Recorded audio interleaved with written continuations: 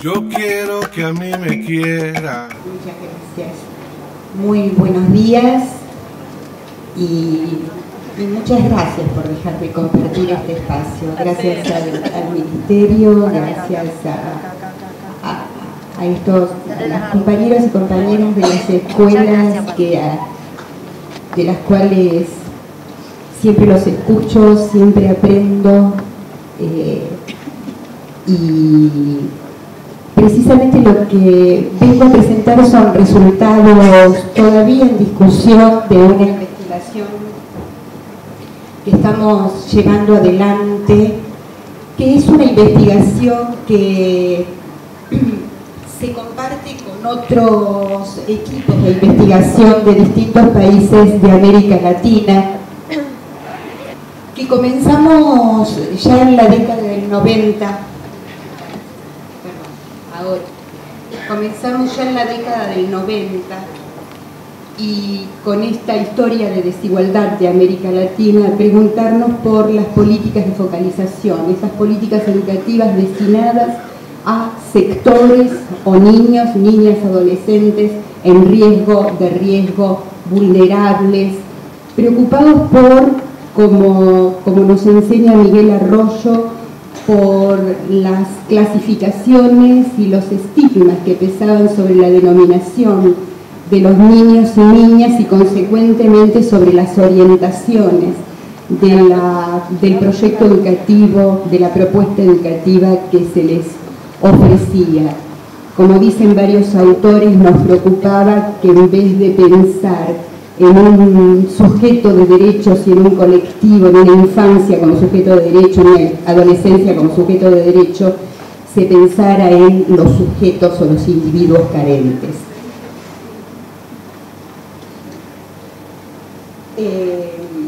Comenzamos planteándonos las políticas de focalización y yo fundamentalmente trabajo pensaba primero como política de focalización, y después voy a explicar por qué, con el proyecto de jornada extendida en la provincia de Río Negro y las aulas de aceleración en Mendoza. La idea es interrogar la hechura de la política como diseño institucional, los contenidos, las orientaciones, los objetivos de la política, pero al mismo tiempo consciente de que se hace política en las escuelas, de que estas políticas se traducen de distintas maneras, que se crean, se recrean y se resisten. También analizar qué pasa en las escuelas, qué concepciones circulan, cómo están pensando, cómo están construyendo la política, cuáles son los límites, cuáles son las posibilidades. Ahí están los dos objetivos fundamentales. Me quiero mover en una dimensión, intento moverme en la dimensión de la macropolítica, pero también de las micropolíticas institucionales. Apresar en mi investigación la bidimensionalidad de un hecho social que es suficientemente complejo. ¿Y por qué? Y aquí mi preocupación al analizar estas políticas tiene que ver con sus límites y posibilidades respecto del derecho social a la educación, respecto de la posibilidad, la necesidad y el imperativo ético de construir una escuela justa. Y entonces no puedo pensar si no es en clave histórica. ¿Qué nos ha venido sucediendo? ¿Qué nos ha venido sucediendo en las últimas décadas? ¿Qué nos ha venido sucediendo en un país de terrorismo de Estado y de feroz neoliberalismo? Y las cuestiones que nos han quedado y que necesitamos seguir debatiendo. La producción y reproducción de la desigualdad educativa. Este es un tema para debatir. La estigmatización de los pobres, las concepciones de pobreza que circulan. ¿A quién denominamos cuando denominamos? ¿Cómo clasificamos? El despojo del sentido público de la escuela pública en el marco de políticas de gerencialismo, de gestión de las escuelas, del director que pasó a ser líder, de una concepción tecnocrática para pensar la escuela y para pensarse en la escuela, y donde ocurrió a través del sistema monitoreado por expertos un profundo despojo del derecho del docente a construir, proyectar, evaluar y controlar su trabajo. Entonces me parece que ha habido un profundo despojo del sentido público de la escuela pública y consecuentemente una desintelectualización de la escuela y de la enseñanza. Estoy muy convencida de que los docentes somos trabajadores de la educación y en clave gramsciana somos trabajadores intelectuales. Trabajamos con el conocimiento. Y me parece que ha habido una profunda desintelectualización porque nos han expropiado de esa posibilidad. Pensaron otros por nosotros. Y cuando desintelectualizamos la escuela, perdemos el sentido de la escuela. Ya lo decían varias compañeras. Perdemos el sentido de la escuela y perdemos el sentido de nuestro trabajo. Perdemos la dimensión fundamental, la dimensión relevante de lo que hace que esto sea una escuela pública y no una agencia de entrenamiento o una agencia de contención social filantrópica. La otra preocupación es, en el marco de estas políticas, la construcción de un sentido común que voy a denominar de construido sobre el pensamiento débil, un pensamiento que no puede historizar, que no construye relaciones, que no puede hipotetizar, alejado de la posibilidad de comprender la historia. Un pensamiento débil que naturaliza la realidad social y que es el pensamiento necesario al social conformismo.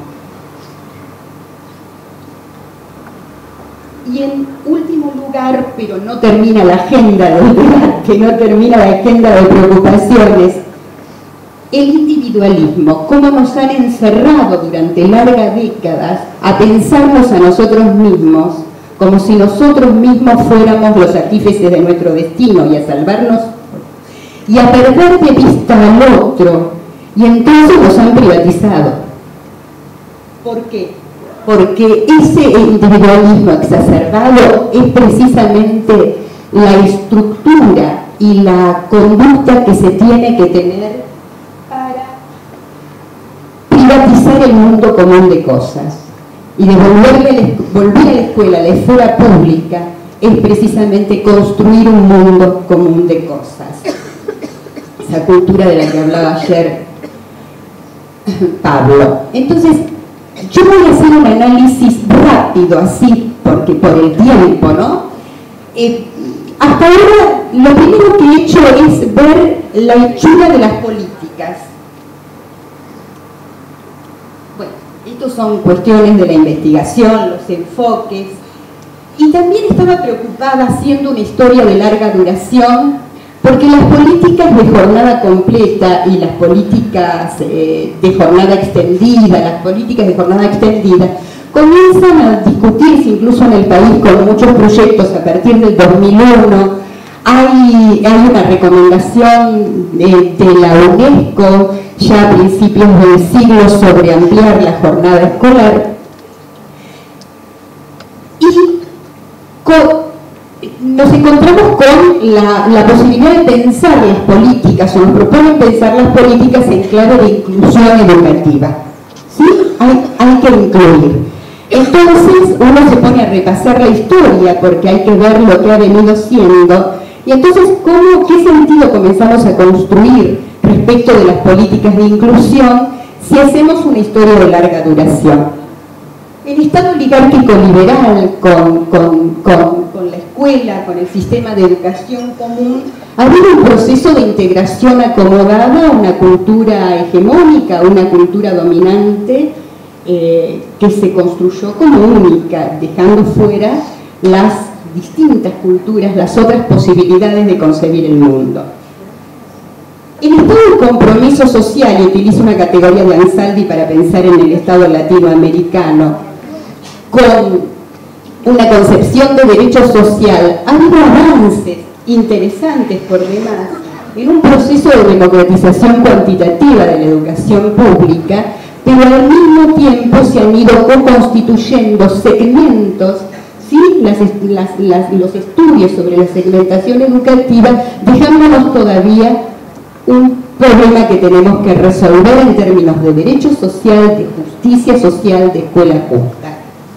El Estado autoritario fue el Estado de la incorporación disciplinada la integración tipificada por irregularidades. Si vemos las normativas de la época, hasta estaban los irregulares sociales y cada uno tenía su lugar. El Estado neoliberal, con la calidad, la eficiencia y la eficacia, promovió una inserción diferenciada, escuela para pobres, con características de una escuela filantrópica, de agencia social de contención, segmentos diferenciados, circuitos estrictamente diferenciados, donde se combinaron en un proceso que categorizo como de inserción diferenciada, tecnocracia, filantropía y control. Estado neodesarrollista, para situarnos en la Argentina de hoy y la América Latina de hoy, estoy utilizando estudios de Claxo, de los grupos de economía de Claxo, y los últimos estudios de Mirzader sobre los estados y los gobiernos latinoamericanos. Y para el caso de Argentina podríamos combinar esto porque hay una mayor capacidad de regulación del Estado, una mayor intervención del Estado, una mayor inversión del Estado. Entonces, aquí la inclusión educativa. Y entonces me parece que el desafío, que es un desafío colectivo, que hay que hacerlo colectivamente, es interrogar, en este caso, la retórica centrada en la inclusión educativa, en el derecho, en el recupero de la concepción del derecho social de la educación, pero que a mí me parece también la permanencia de este esquema o de estos dispositivos de focalización en materia de política educativa. Y hay que discutir estas categorías, hay que discutir esta tensión entre focalización y universalización, si la focalización es un modelo o es un medio, un dispositivo coyuntural para poder avanzar hacia la universalización. Hay que discutir las categorías que están presentes en las definiciones de la focalización y en la denominación de la población escolar y ponerse a pelear con estas categorías de vulnerabilidad social, de riesgo, exclusión, marginalidad, y esta es una tarea también colectiva. Y esta es mi preocupación, ¿no? Estudiar esta tensión entre universalismo y particularismo, focalización, derecho social y esquemas focalizados en materia de política educativa, para empezar a pensar, para poder interrogar los límites y las posibilidades respecto de el pleno ejercicio del derecho a la educación, respecto de la construcción de una escuela justa, y trabajo con la línea de los teóricos franceses de la justicia social y la justicia escolar, y con su concepto de justicia curricular, y la construcción de igualdad educativa. En la historia de Río Negro, esto también lo quiero como proponer, ¿no? En la historia de Río Negro, me parece, de la política de Río Negro, y me siento muy orgullosa de haber sido muchos años maestra de Río Negro y lo sigo siendo, tenemos una tradición por demás interesante para pensar la escuela pública y para seguir trabajando en la escuela pública. Una provincia de tradición laica, una provincia donde, si recuperamos los debates constitucionales del 57, la primera ley orgánica, nos vamos a dar cuenta del sentido y del valor de la escuela pública en esta provincia. Una etapa de implementación de reformas educativas con participación que nos han enseñado mucho y que tenemos que volver a traer y no perder memoria, porque fue una construcción colectiva de docentes trabajando juntos solidariamente y pensando la escuela, pensando los currículos, pensando la ley, pensando en la resolución 90, y esto no es menor. Y una provincia que resistió, una provincia que no se adecuó a la ley federal, no.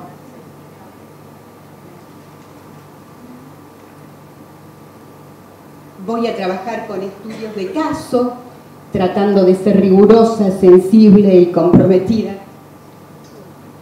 Y quiero en esta provincia, ver qué pasa con la jornada extendida en distintos lugares de esta geografía que tiene tanta diversidad, características tan peculiares, con distinta densidad poblacional, con distintos indicadores socioeducativos. Y entonces, ¿qué pasa con la política de jornada extendida? Tomo el análisis documental desde el 2006 hasta el 2012.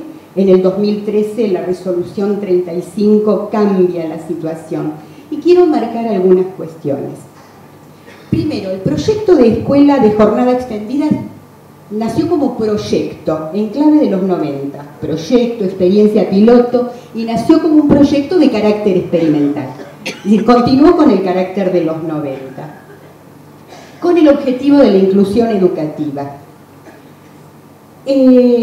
Financiado por el BID, otra de las cuestiones que quiero marcar es que cuando uno analiza los documentos del BID, encuentra, y este es un documento del año 2004, que la exclusión social es definida como la incapacidad de un individuo de participar del funcionamiento básico, político, económico y social de la sociedad en que vive, o la negación de acceso igualitario a oportunidades impuestos por algunos grupos de la sociedad a otros.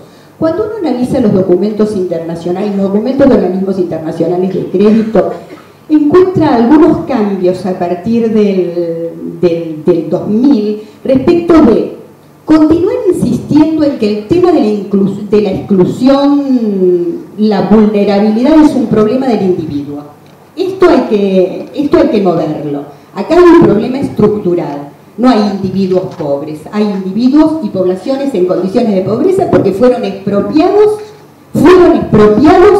de las posibilidades y los derechos de la base material, de las condiciones materiales y simbólicas para estar filiados en la sociedad en términos de Castel. ¿Sí? Y hay una historia, volvamos a los teóricos de los 60 y los 70, que es bueno volver a pensar en la historia de una América Latina marcada por la marginalidad económica y por un desarrollo de capitalismo dependiente y subordinado. Entonces esto me parece que hay que superarlo. Y consecuentemente, en todos estos documentos internacionales aparece la idea de que la educación debe orientarse. Se van corriendo, digamos, además de seguir estos organismos pensando en el tema de la empleabilidad, de la educación para la empleabilidad, resemantizan la categoría de capital social y lo toman desde un teórico que hoy trabaja con los organismos internacionales, un sociólogo norteamericano, Putman, donde desde un enfoque de individualismo metodológico, Putman va a pensar el capital social como capacidades de los individuos para generar confianza, aceptar normas, virtudes de compromiso. Es decir, es una categoría que está puesta desde un enfoque individualista y desde un enfoque que lleva a la educación a una perspectiva de educar, a ver, lo voy a decir así, de educar en valores que se suponen que son legítimos, que son los dominantes en la sociedad, para que ese individuo aprenda a vivir en sociedad. Y esto no dista mucho de mi preocupación por el social conformismo. En ese sentido, en los fundamentos del proyecto, acá continúa habiendo una visión individualista del tema de la pobreza, la vulnerabilidad como atributo de los sectores o de los individuos. Si bien se avanza a pensar que el fracaso escolar, y así se dice, también se debe a las condiciones desiguales del contexto sociocultural. Acá la base de la desigualdad es económica. Unos se quedan con lo que producimos la mayoría. Este es el tema, ¿no? Entonces, y no se identifican responsables. Y acá hay otro problema. En los fundamentos se establece que hay desigualdad, que hay fracaso, pero lo que se propone es atenuar los efectos y mejorar las condiciones que le ofrece la escuela. Es la escuela la que no va a resolver, la que va a atenuar los efectos. Pero se entiende, insisto en esto, de dejar el problema, que es un problema estructural, que está reñida con una concepción republicana, con una concepción de justicia, de que el problema está en el individuo, en los sectores, y que la escuela va a atenuar. Estos mismos fundamentos se orientan para la selección de las escuelas y se orientan para la organización de la jornada extendida. La otra cuestión de la política que quiero marcar, hay muchas más, pero no quiero abusar del tiempo, ¿voy mal?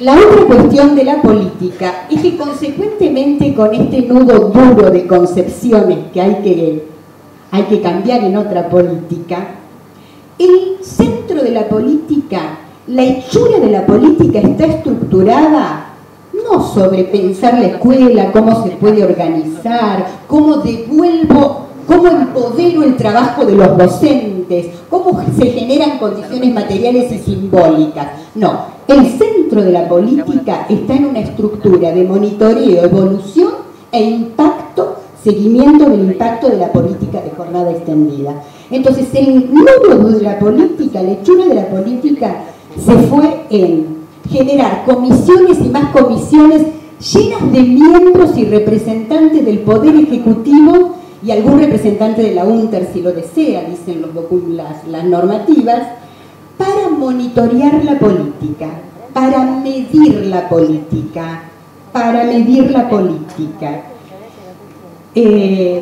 y una estructura de un modelo de evaluación sobre las escuelas y sus proyectos. Esto es gerencialismo educativo, y esto ahora sí lo quiero desarrollar.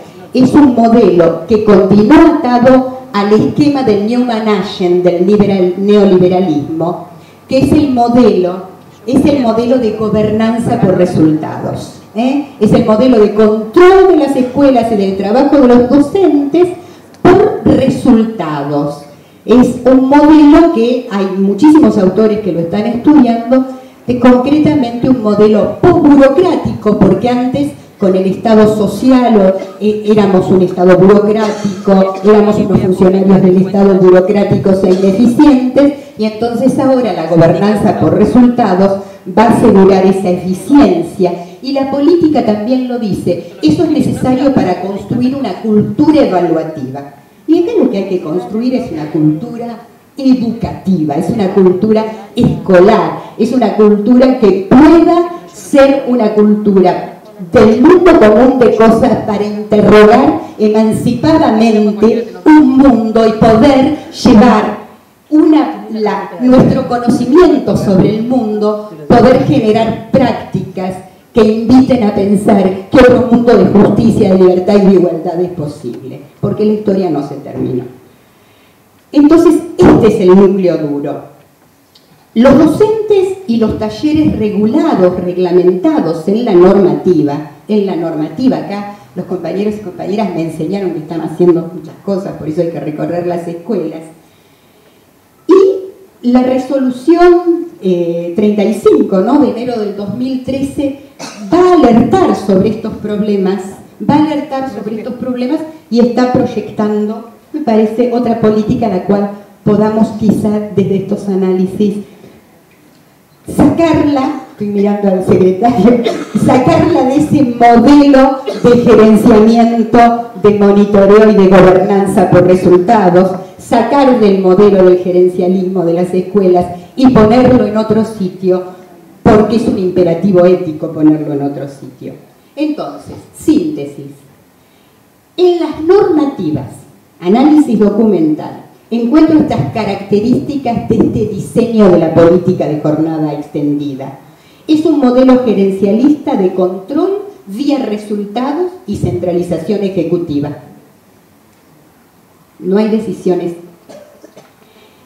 Es un modelo que organiza la escuela de jornada extendida desde principios de agregación inconexa. En las normativas hay una distinción arbitraria entre aula y taller. Hay una fragmentación de espacios y de experiencias escolares. Me parece que hay un modelo de escuela partida que tenemos que revisar. Un turno común más talleres.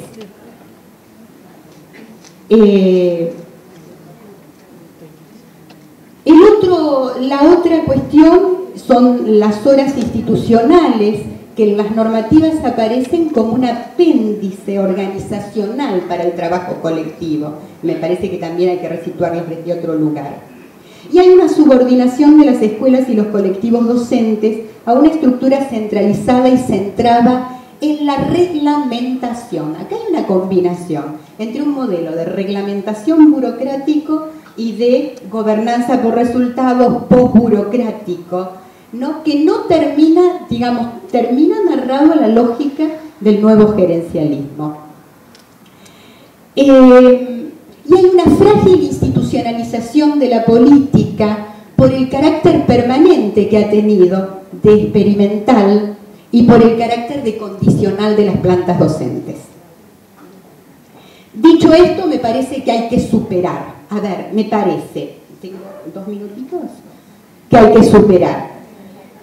Hay que superar este diseño institucional estructurado sobre este modo de regulación con soporte solo en el desarrollo de la medición, de la acreditación y de la regulación por resultados. Hay mucho para decir por esto, pero no me da el tiempo. Es decir, hay que superar lo que Boll llama el régimen de performatividad. Un régimen donde para la política lo único que importan son resultados tangibles, mensurables. Donde la eficacia y la eficiencia son valores, transformando lo que debieran ser medios, porque no estamos en contra ni de la eficacia ni de la eficiencia de la escuela pública. Pero lo que son, ¿se entiende? Digamos, lo que son medios para valores sustantivos, para valores que construyen el carácter ético, político, pedagógico del hecho educativo, en este modelo se transforman en fines. Boll dice que este modelo, cuando lo analiza, y excelentes trabajos de Stephen Boll, dice los docentes se encuentran presos entre su ética profesional y la necesidad de sacrificarla parcialmente para hacer frente a las demandas crecientes de performance tangibles. Y hay un sentimiento de colonización de sus prácticas y hay un profundo proceso de desprofesionalización de los docentes. Y hay que tener en cuenta que hay que regular, hay que construir regulaciones. Y me parece que la construcción de las regulaciones es un proceso colectivo y lo hemos demostrado en los 80. Lo hemos demostrado en los 80, porque es un proceso político, porque es un proceso sobre donde fundamentalmente nosotros consideramos el impacto social y educacional de las transformaciones en curso. Me parece que tenemos que discutir las concepciones que portamos de sentido común, las miradas y representaciones sobre los niños y sus familias, después de estos largos procesos de el vulnerable, el del riesgo social, el irregular, esto. Hay que politizar, hay que desnaturalizar politizando las representaciones sociales que tenemos, las prácticas cotidianas para enfrentar la producción y reproducción de las desigualdades escolares. Y tomo a Tenti Fanfani para compartir con ustedes esta problematización que hace Tenti sobre las condiciones subjetivas e intersubjetivas para la producción y reproducción de desigualdades escolares. Dice, la primera condición es la doble naturalización. Hay que tener cuidado con naturalizar las categorías mentales que usamos para mirar y construir el mundo social y tenemos que tener cuidado con la naturalización de los dispositivos institucionales y pedagógicos que construimos en escuela.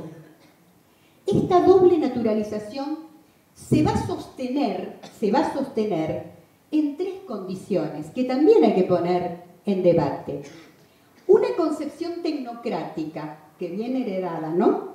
Que nos quisieron imponer, en la conformación de los dispositivos institucionales pedagógicos que se consideran eficaces.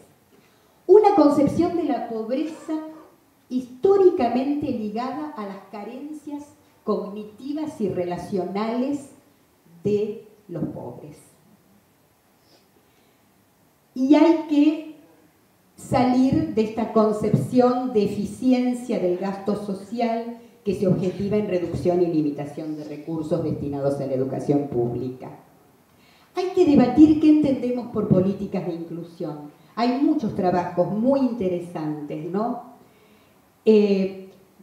Periódicamente en el campo de la política social, que en realidad es un campo de conocimiento y de intervención del Estado en sectores específicos, se producen conceptos y nociones que van circulando como palabras, y se utilizan como esquemas de clasificación.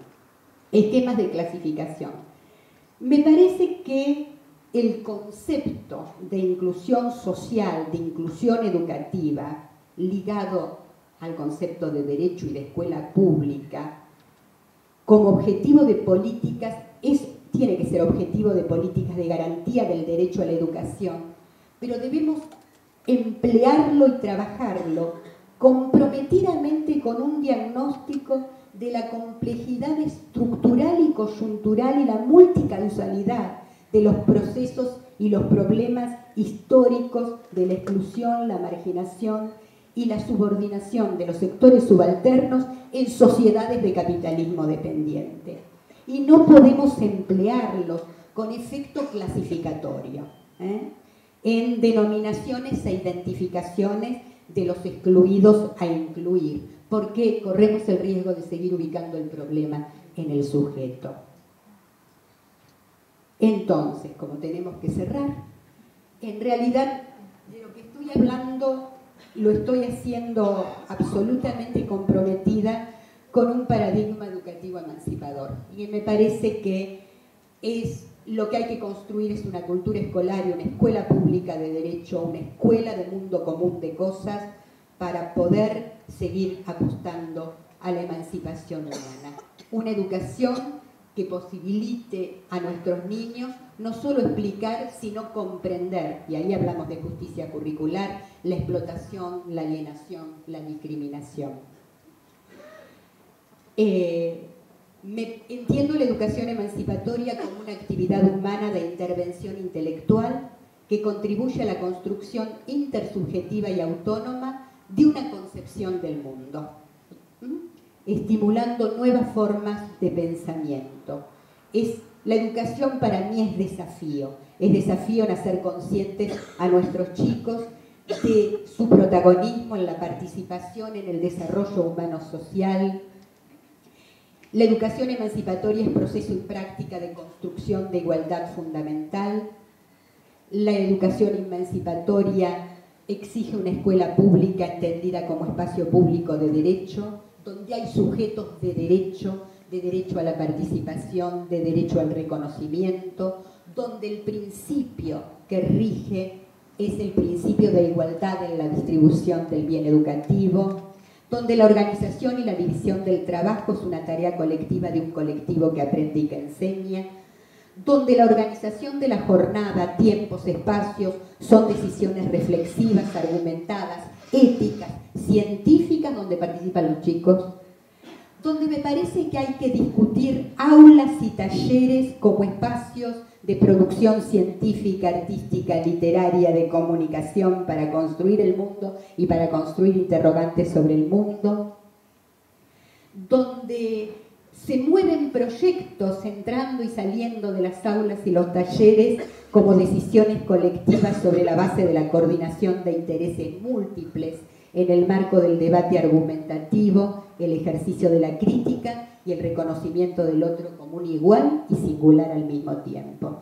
Y entonces, si se trata de pensar en política educativa, que es en esto en lo que trabajo, la política educativa, y acá tomo a Rancière, ¿no? Acá, la política educativa comprometida con el derecho, con sus garantías y sus condiciones, tiene que partir de un presupuesto fundamental.